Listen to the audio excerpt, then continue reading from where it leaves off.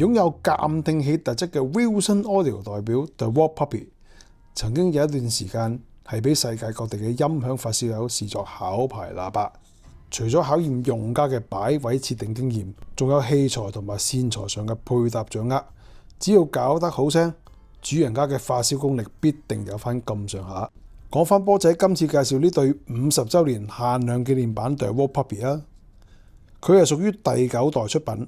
聲箱部分呢，就分別採用咗 Wilson Audio 專利研發，無論密度抑或剛性都比一般 MDF 粒子版出色嘅第3代 X 物料、S 物料同埋 V 物料生產。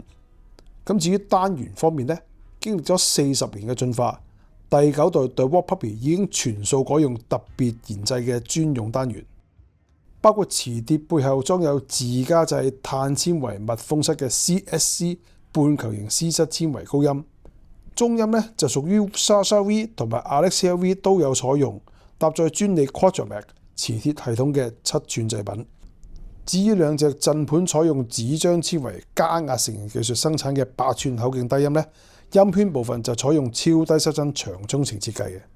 50週年限量紀念版 The Wall Puppy 嘅背部，除咗設有中音同埋高音單元專用，提供保護作用嘅衰減電阻器，仲鑲有一件 Wilson Audio 慶祝成立50週年限量紀念勳章，